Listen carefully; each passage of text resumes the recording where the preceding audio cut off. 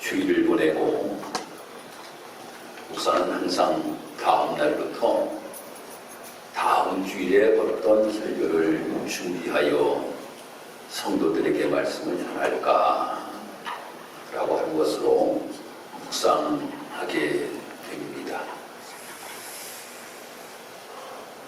이번 주에는 우리 동리에서 많이 나고 있는 포도에 관한 비유의 말씀, 요한복음 15장에서도 포도나무의 비유에 관하여서 예수님께서 말씀하셨지만 에스겔서 15장에서도 똑같이 포도나무의 비유를 하나님께서 에스겔 선지자를 통하여서 말씀하신 것을 이 말씀을 가지고 함께 은혜를 나누려고 합니다. 이 에스겔이라고 하는 사람은 이름의 뜻이 무엇인가 하면 하나님이 강하게 하신다 라고 하는 뜻을 가지고 있습니다. 자기가 강한 것이 아니라 하나님이 강하게 하심으로 인하여 강하게 된다 라고 하는 이 뜻을 가지고 있는 에스겔이라고 하는 사람이 기록한 성경이 바로 에스겔서입니다. 시대적인 상황은 어떠한 상황이었는가 하면 주전 612년도에 바벨론에 초대 왕이 세워지게 됩니다. 네부콜라살이라고 하는 이러한 왕이 세워지게 되는데, 이 네부콜라살이라고 하는 시절에 최대 강국이 어디였는가 하면 아수르라고 하는 나라였어요. 이 아수르라고 하는 나라가 가장 강대국이었는데 그 아수르의 수도가 니느웨입니다. 이 니느웨를 이 네부콜라살이 점령을 해버려요. 그리고 나서 이대왕 느부갓네살 왕이 주전 605년도에 전쟁을 애국과 하게 되는데, 그 전쟁이 갈그미스라고 하는 전투입니다. 이 갈그미스라고 하는 전투를 통하여서 또 느부갓네살이 승리를 거두게 돼요. 그러므로 인하여서 이 바벨론이라고 하는 나라가 이 고대 근동지방에서 가장 강한 나라가 되게 됩니다. 아수르도 무찌르고 애국도 무찌르고로 인하여서 그 시대의 가장 강대국이 바벨론이라고 하는 나라였습니다. 그러니 아수르라고 하는 나라에 의하여서 북이스라엘은 벌써 멸망을 하였잖아요. 자그마한 남유다 왕국이 남아 있었는데 눈치를 보지 아니할 수가 없었다라고 하는 거예요. 그래서 주변 애국의 눈치도 봐야 되고, 또 저 아수르라고 하는 나라의 눈치도 보게 되고, 이제 아수르가 멸망하고 바벨론이라고 하는 나라가 세워지고로 인하여서 바벨론의 눈치도 보게 되는 이러한 상황에 놓여 있었다라고 하는 거예요. 그 상황 속에서 이 에스겔 선지자가 말씀하는 것이 무엇인가 하면, 주변에 여러 강대국들이 많이 있지, 그 많은 국가들이 있다 할지라도 너희는 그 나라의 눈치를 보며 너희들이 삶을 살아갈 것이 아니라 오로지 하나님을 바라보아라 라고 하는 것을 말씀하고 있는 겁니다. 이 모든 시대적인 상황을 이끌어 가시는 분이 여호와 하나님이시다. 그러니 여호와 하나님을 바라보아라 라고 하는 겁니다. 너희들이 강대국을 의지하려고 하기보다 하나님을 의지하는 나라가 되어야 된다 라고 하는 것을 하나님께서는 이 에스겔 선지자를 통하여서 말씀합니다. 그래서 하나님께서는 이 에스겔 선지자를 부르시기 전에 에스겔서 1장에 가서 말씀 보면 4가지의 환상을 하나님께서 보여주시잖아요. 4생물의 환상을 하나님께서 먼저 보여주시고, 4바퀴의 환상도 하나님께서 보여주시고, 궁창의 환상도 하나님께서 부여주시고 하나님의 보좌의 환상도 하나님께서 부여주십니다. 이 모든 것들을 통하여서 하나님이 역사하시면 이 모든 것들을 다 이루어 나아갈 수 있다고 하는 것을 하나님께서는 이 에스겔 선지자에게 보여주면서 너는 담대하게 하나님의 말씀을 외치라고 말씀하고 있음을 보게 됩니다. 오늘 이 본문의 말씀을 우리가 보면 이 에스겔 선지자를 통하여서 포도나무의 비유를 통하여서 우리에게 교훈하시는 바가 무엇인가 라고 하는 것을 말씀해 주고 있어요. 여러분, 산에 가보면 들포도나무가 있습니다. 들포도나무. 그런데 그 들포도나무를 적종을 해가지고 좋은 포도나무로 만들어 놓으면 좋은 열매가 맺히게 되어 있습니다. 그런데 아주 볼품없는 들포도나무였어요. 그런데 그것을 잘 관리해서 그 포도나무를 아주 아름다운 열매가 맺히게끔 농부가 가꾸었다라고 하는 겁니다. 아니, 산에 가보면 너무나도 많은 나무들이 있는데 그 나무들 가운데서 포도나무를 선택하였다라고 하는 거예요. 그러면 왜 포도나무를 선택하였을까요? 포도나무를 선택하는 데에는 분명한 이유가 있겠지요. 열매를 따기 위하여서 포도나무를 선택하는 겁니다. 오늘 말씀을 우리가 읽어보면 포도나무를 가지고 무슨 재료로 삼을 수가 있겠느냐 라고 말씀하고 있어요. 포도나무를 가지고는 못 하나도 제대로 만들지는 못하는 나무이다 라고 이렇게 말씀을 하고 있어요. 많은 나무들이 있어요. 산에 가보면 엄청나게 쭉쭉 뻗은 좋은 나무들이 많이 있는데 그 나무들 가운데 포도나무를 선택한 이유가 무엇이냐 라고 하면 열매를 거두기 위하여서 포도나무를 선택하였다라고 하는 거예요. 모양이 그렇게 예쁜 것도 아니잖아요. 포도나무를 보면 그렇다고 꽃이 아주 예쁘게 피는 것도 아니잖아요. 꽃을 보면 배꽃이 엄청나게 더 아름답더라고요. 그런데 이 포도나무를 선택한 이유가 무엇이냐 라고 하는 것에 관하여서 말씀하고 있음을 보게 됩니다. 바로 열매를 거두기 위하여서 이 포도나무를 선택하였다 라고 이렇게 말씀하고 있습니다. 그러면 오늘 이 비유의 말씀을 통하여서 이스라엘 백성들이 무엇을 깨닫게 해주기 위하여서 이 포도나무의 비유를 하나님께서 에스겔 선지자를 통하여서 말씀하셨을까요? 거기에는 분명한 이유가 있기 때문입니다. 볼품없는 나무였는데 누가 택하여 주셨다? 하나님이 택하여 주셨다 라고 하는 거예요.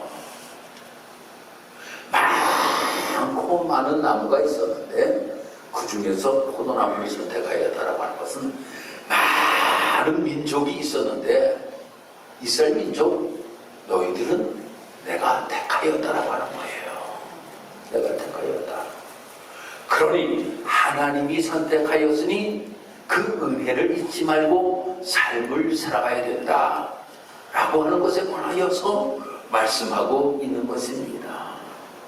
2절에 가서 말씀 보면 포도나무가 모든 나무보다 나은 것이 무엇이랴 라고 이렇게 우리에게 말씀하고 있습니다. 아니, 산에 여러 나무가 있는데 그 포도나무 가지가 나은 것이 무엇이냐고 또한 말씀하고 있습니다. 바로 다른 모든 나무 가운데 포도나무가 선택된 이유가 무엇이냐고 묻고 있는 거예요. 그 답이 무엇인가 하면 그 답의 핵심은 사람이 다른 나무와 달리 그 나무를 선택하였기 때문이라고 하는 겁니다. 이 비유를 설명하고자 하는 그 내용이 바로, 야 이스라엘 백성들아, 너희들이 좀 나은 것이 있는 줄 아느냐? 아니라고 하는 거예요. 선택하신 분은 여호와 하나님이시다 라고 하는 것을 말씀하고 있습니다. 이사야 41장 8절에 가서 말씀을 읽어보면 이렇게 말씀하고 있습니다. 나의 종 너 이스라엘아, 나의 택한 양과 나의 것 아브라함의 자손아, 내가 땅 끝에서부터 너를 붙들며 땅 모퉁이에서부터 너를 부르고 내게 이르기를 너는 나의 종이라 내가 너를 택하고 실어버리지 아니하였다 하였노라 라고 이렇게 말씀하고 있어요. 이스라엘 백성들 누가 택하였다라고 말씀하고 있는가 하면 하나님이 택하였다라고 합니다. 그런데 한국 사람보다 좋아서, 저 미국 사람들보다 좋아서 아니라고 하는 거예요. 하나님께서 전적으로 그냥 너를 택하였다라고 하는 겁니다. 아니, 이 이사야 41장 14절에 가서 말씀 보면 지렁이 같다라고 이렇게 말씀하고 있음을 우리는 보게 됩니다. 볼품없었다라고 하는 거예요. 그런데도 하나님이 택하셨다라고 하는 거예요. 너는 지렁이와 같은 존재였기 때문에 보잘 것도 없고 내세울 것도 없는 민족이었는데 하나님이 택하셨다라고 하는 겁니다. 그 하나님께서 그들을 택하셨으니 그들은 어떠한 삶을 살아가야 되느냐 라고 하는 것에 관하여서 하나님께서는 저들에게 말씀하고 있습니다. 하나님께서 그들에게 은혜를 베풀어 주셔서 하나님께서 그들을 선택하시고 지금까지 하나님께서 그들에게 큰 사랑을 베풀어 주셨으니 의에 감사하며 삶을 살아가는 자들이 되어야 된다 라고 하는 것을 하나님께서 말씀하고 계시는 겁니다. 잘나서가 아니라 값없이 주신 하나님의 은혜라고 하는 겁니다. 우리가 연회 때가 되면 감리사 선거를 하고 또 총회가 열리게 되면 감독 선거를 합니다. 선거를 하는데 우리 지방도 감리사 선거를 4월달에 하였는데 2표 차이로 당선이 되셨어요. 2표 차이. 우리 그냥 우리 지방은 한 50몇 분 정도 선거권이 있으니까 그렇다 치달지라도 연회에서 감독 선거를 하는데 1표, 2표 차이로 감독이 선출되는 경우가 참으로 많이 있어요. 모 연회의 감독님이 만나서 이야기하는데 연회원들을 바라볼 때마다 고개가 숙여진대요. 아이고, 저 한 사람이 나를 직제하였으면 내가 감독이 되지 않았을 것이다 라고 생각이 되니까 그분에게 그냥 저절로 고개가 숙여진다라고 하는 거예요. 내가 잘난 것이 하나도 없는데 저분이 나에게 표를 한 표 던져줌으로 인하여서 내가 당선이 되게 되었다라고 하는 거예요. 한 표가 2표잖아요. 한 표가 2표잖아요. 저 사람 것을 내가 가지고 오게 되니까 2표가 되는 거잖아요. 그 한 표가 저쪽으로 가면 저쪽이 당선이 되게 되는 거예요. 참으로 우리가 말입니다. 삶을 살아가면서 작은 것을 우리가 감사하며 은혜를 생각하는 마음이 내 마음속에 있으면 저절로 고개가 숙여지고 은혜를 우리가 늘 어떻게 갚을까라고 하는 생각을 가지고 삶을 살아가게 된다라고 하는 거예요. 이스라엘 민족 잘난 거 하나도 없다라고 하는 거예요. 그런데 하나님이 아브라함을 통하여서 그 후손들에게 복을 주심으로 인하여서 그 그들이 애굽 땅에서 430년간이나 종살이를 하며 삶을 살아가고 저들이 헤어나지 못할 상황에서도 하나님께서 사랑하시고 은혜를 베풀어 주시고 인하여 그들이 다시금 가나안 땅에 들어와 삶을 살아가게 되었다라고 하는 거예요. 이 모든 것들이 다 하나님의 은혜인데 하나님의 은혜를 저버리고 저희들이 삶을 살아가고 있다라고 하는 겁니다.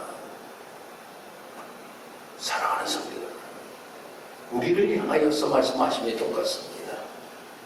우리 잘난 건 뭐가 있습니까?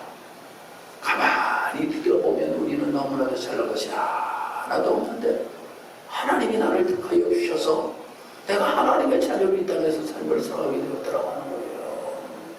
내가 하나님의 자녀로. 그래서 하나님을 아버지라고 부르며 삶을 살아갈 수 있는 놀라우신 은혜를 우리에게 베풀어 주셨다라고 하는 거예요. 그러면 우리의 고백 속에 우리가 오늘 찬송가 310장을 불렀듯이 하나님의 은혜로 이 쓸데없는 자위에 구속하여 주는지 난 알 수 없도다 라고 하는 고백이 우리의 삶 속에서 고백되어져야 된다고 하는 겁니다. 이 은혜를 저버리며 삶을 살아가는 모습이 되어서는 안 된다고 하는 거예요. 너희들 도저히 무엇의 제목으로도 쓸 수가 없고 하나님의 무엇으로도 사용할 수 없는 너희들을 택하여 주셨는데 그 하나님의 은혜를 너희들이 저버리고 하나님 의지하지 아니하고 삶을 살아가는 너희들아 하나님께로 돌아오라 라고 하는 겁니다. 하나님께로 돌아오라. 이 말씀을 하나님께서는 이스라엘 백성들에게 하신다라고 하는 거예요. 우리나라 말에 이러한 이야기가 있잖아요. 개구리가 올챙이쪽 생각을 하지 못한다 라고 하는 이야기가 있고, 화장실에 들어갈 때와 나올 때 다르다라고 하는 거예요. 사람들이 말입니다. 무엇이 어려운 상황, 힘든 상황, 이러한 상황이 있을 때에는 하나님을 의지하려고 하는데 내가 무엇인가 좀 잘 되는 것 같으면 하나님을 의지하지 아니하고 내가 이 모든 것들을 다 이룬 것처럼 착각하며 삶을 살아가는 경우가 많이 있다라고 하는 겁니다. 사랑하는 성도 여러분, 이것이 바로 무엇인지 아십니까? 교만이에요. 교만. 이 교만의 마음이 내 마음속에 들어오게 되면 망하는 지름길입니다. 그래서 시편 103편 2절의 말씀 보니까 내 영혼아 여호와를 송축하며 그 은택을 잊지 말지어다 라고 이렇게 말씀하고 있어요. 늘 우리의 삶은 어떠한 삶이 되어야 되는가 하면 여호와 하나님을 높이며 찬양하고 삶을 살아가고 그 은혜를 잊지 아니하고 삶을 살아가는 것이 우리의 삶의 모습이 되어야 된다라고 하는 것에 관하여서 우리에게 말씀해 주고 있는 것입니다. 사랑하는 성도 여러분, 그러면서 우리에게 말씀하시는 것이 무엇인가 하면 열매 맺는 삶을 살아가라고 하는 거예요. 그 열매가 무엇일까? 성경은 분명하게 우리에게 말씀하고 있습니다. 그 열매가 바로 하나님이 찾으시는 것은 믿음입니다. 믿음이에요. 믿음이라고 하는 것이 무엇입니까? 하나님만을 의지하고 하나님 말씀에 순종하고 삶을 살아가는 것이 믿음입니다. 하나님이 원하시는 열매가 오늘 이스라엘 민족을 향하여서 말씀하는 것이 무엇입니까? 하나님을 의지하라. 하나님을 의지하라. 말씀에 순종하라. 이것이 무엇입니까? 바로 믿음 있는 삶을 살아가라고 하는 겁니다. 믿음 없으면 사람 바라보려고 합니다. 믿음 없으면 강대국 바라보려고 합니다. 믿음 없으면 돈을 바라보려고 합니다. 그런데 믿음 있는 사람은 이것 저것이 아니라 믿음 있는 사람은 여호와 하나님을 바라본다라고 하는 겁니다. 하나님의 요구하심이 바로 무엇인가 하면 열매 맺는데 그 열매가 믿음의 열매가 되어야 된다라고 하는 것을 말씀하고 있는 것이에요. 사랑하는 성도 여러분, 우리가 밭에 과수원을 하시는 분들이 이제 나무들을 사 오십니다. 요즘은 참 좋은 포도들이 많이 있습니다. 거봉 너무나도 맛있어요. 정말 거봉을 먹으면 참 그 작은 캔베를 먹다가 입이 꽉 찬 느낌이에요. 아주 맛있습니다. 또 샬버스켓이라고 하는 또 포도가 요즘 많이 나오잖아요. 올해 딱 2번 먹어봤네요. 제가 샤이버스켓 딱 2번 먹어봤는데 기가 막히게 맛있어요. 사 먹기에는 너무 비싸요 보니까. 그죠? 그래도 맛있는 것은 못 참아. 그래서 먹어봤는데 참 맛있어요. 우리 권사님들 가정에서도 포도 농사를 지신 분들이 계시는데 그 포도나무를 갖다가 심을 때 샤이버스켓 나무를 다 심어서 이 열매가 아주 큼직하게 말입니다. 아주 잘 열리길 바라는 마음이 누구에게나 다 있을 거예요. 농사를 지시면서 봄에 항상 그 기대를 가지고 수고를 하는 것 아닙니까? 우리 포도농사 지시는 분들 엄청나게 고생 많이 하시더라고요. 보니까 거봉을 보니까 다 수확하고 난 다음에 또 전부 다 절제를 해가지고 또 땅에다 묻고 말입니다. 또 봄이 되면 가지고 해가지고 저 지지대에다 전부 다 또 묻고 말입니다. 또 지배니도 쳐야지요. 뭐 이것저것 그냥 엄청난 일수들이 많은. 왜 그런 수고를 할까요? 그 수고를 하는 데에는 분명한 이유가 있습니다. 좋은 열매를 거두기 위함입니다. 하나님께서 우리 사랑하는 성도 여러분들을 통하셔서 하나님께서 여러분들을 하나님의 자녀로 삼으신 것은 바로 이 땅에서 아름다운 열매로 주님께 드리기 위한 우리의 모습이 되기를 원하시고 계신다라고 하는 겁니다. 사랑하는 성도 여러분, 내가 얼마큼 하나님 의지하고 내가 삶을 살아갑니까? 얼마나 믿음 있는 모습을 가지고 우리가 삶을 살아갑니까?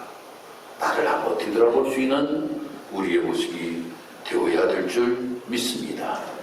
이 새벽성들, 이 하나님 의지하고 삶을 살아가라고 하여더니 하나님 의지하기보다는 우상숭배하는 거예요.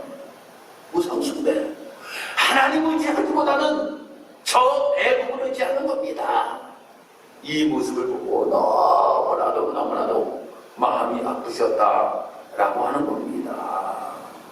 어떠한 모습을 가지고 우리가 삶을 살기를 원하시고 계시는가 하면 사무엘상 6장의 말씀에 나오는 대로 바로 블레셋에서 거푸게가 이스라엘로 돌아가는 이야기처럼 좌로나 우로나 치우치지 아니하고 하나님께로만 향하여 우리가 삶을 살아가는 아름다운 믿음의 모습을 가지고 삶을 살아가기를 원하시고 계신다라고 하는 겁니다.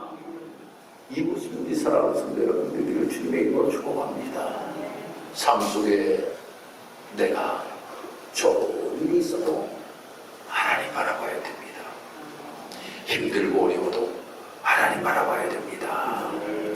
하나님 바라봐야 돼요. 이 열매를 요구하고 계신다라고 하는 겁니다. 또 이 포도나무 비유를 통하여서 한 가지 우리에게 교훈하시는 것이 무엇인가 하면 심판이 있다라고 하는 거예요. 심판이 있다. 며칠 전에 시리아와 축구 경기를 하는 것을 보았습니다. 시리아와 축구 경기를 하는데 한 골을 우리나라가 탁 넣었잖아요. 한 골을 넣었는데 한 골을 또 먹어버렸어요. 그러더니 마음에 한 골만 좀 넣었으면 좋겠다 한 골만 좀 넣었으면 좋겠다. 그런데 끝나기 바로 전에 손흥민이가 한 골을 딱 넣었잖아요. 한 골을 넣으니까 그냥 진짜 함성이 엄청나게 크게 서울에서 소리가 여기까지 들리더라고요. 아무튼 말입니다. 너무나도 기분이 좋았습니다. 축구에서는 골이라고 하는 것이 바로 목표입니다. 목표예요. 아무리 축구를 잘하였다 할지라도 골을 넣지 못하면 잘 못한 거예요. 그 축구의 결과, 모든 결과는 말입니다. 승부를 골로 결정지게끔 되어 있는 것입니다. 마찬가지로 우리가 하나님을 기쁘시게 하는 삶, 하나님을 기쁘시게 하는 삶이 우리의 삶의 목표가 되어야 되고 이것이 골이 되어야 된다고 하는 거예요. 하나님을 기쁘시게 하는 것. 왜 그런지 아십니까? 고린도후서 5장 10절에 가서 말씀을 보면 이는 우리가 다 반드시 그리스도의 심판 앞에 드러나 각각 선악간에 그 몸으로 행한 것을 따라 받으려 함이라 라고 말씀하고 있습니다.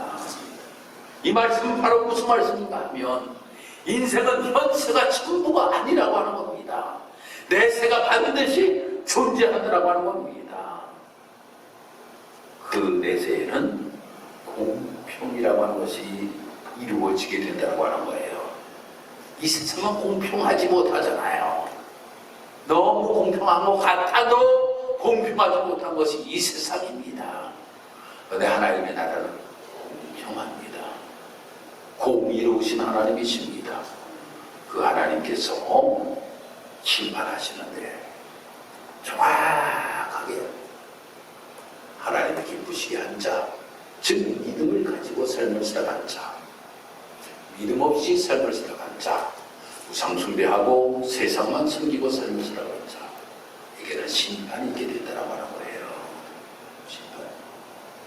우리 사랑하는 성도 여러분, 우리는 말입니다. 생명책에 기록되어지는 성도들이 되어야 된다고 하는 거예요. 마치 포도나무가 열매를 맺지 못하고 또 한 해 기다렸는데도 열매를 제대로 맺지 못함으로 말미암아 그에 던져지는 심판이 우리에게는 있어서는 안 된다고 하는 거예요. 우리에게는 생명책에 기록된 그러므로 말미암아 주님 앞에 섰을 때에 주님께서 우리를 향하여서 칭찬하시는 그 말씀을 들을 수 있는 우리의 모습이 되어야 된다고 하는 거예요. 오늘 본문에 나와 있는 대로 이 에스겔 선지자를 통하여서 이스라엘 백성들에게 무슨 소용이 있겠느냐 라고 하는 이 말씀이 만약에 들려진다고 하면 나무가 있기는 있는데 포도나무가 있기는 있는데 무슨 소용이 있겠느냐 라고 하는 이 심판의 대상자가 우리가 되어서는 안 된다고 하는 거예요.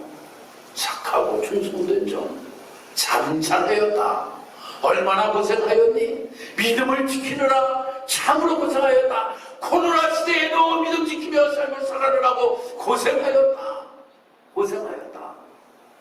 이 말씀이 우리에게 들려질 수 있는 우리 사랑하는 성도 여러분들이 되어야 된다고 하는 겁니다. 그래서 우리 사랑하는 성도 여러분들이 이 포도나무 위를 좀 알려서 하나님의 은혜를 우리가 깨닫고 그 하나님의 은혜가 어디서 하나님 지금까지 내가 삶을 살아온 것 나는 잘난 거 다 하나도 없는데 하나님께서 나를 택하여 주셔서 하나님의 자녀로 나를 삼아 주신 것 감사합니다.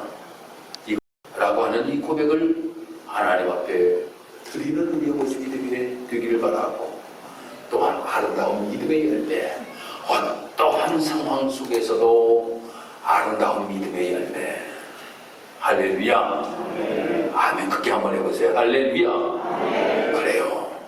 어떠한 상황 속에도 믿음의 아름다운 열매를 우리 사랑하는 성도들이 맺기를 위하여 내가 하나님 앞에 섰을 때에 심판이 분명히 있는데 그 심판 앞에서 우리가 칭찬받을 수 있는 우리 사랑하는 성도 여러분, 이것이 바로 우리 사랑하는 모든 성도 여러분들이 다 되시기를 주님의 이름으로 축복합니다. 기도드리겠습니다. 하나님, 은혜와 사랑을 진심으로 감사합니다.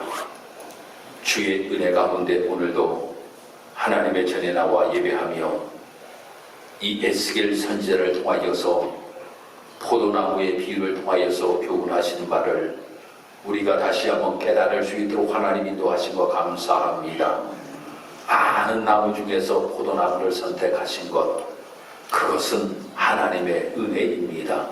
많은 사람들 가운데 나를 택하신 것, 하나님의 은혜입니다. 이 하나님의 은혜를 입은 자가 감사하며 하나님 앞에 영광 올려드리며 하나님을 기쁘시게 하는 우리의 모습이 되게 도와주옵시고, 온전히 하나님만을 의지하며 삶을 살아갈 수 있는 믿음의 사람이 되게 도와주기를 원합니다. 이 아름다운 열매를 통하여 주님 앞에 서는 날 주님께서 우리를 향하여 칭찬하시는 우리 사랑하는 모든 성도들이 다 될 수 있도록 주여 인도하시고 도와주옵소서. 감사드리며 예수님 이름으로 기도드리옵나이다. 아멘.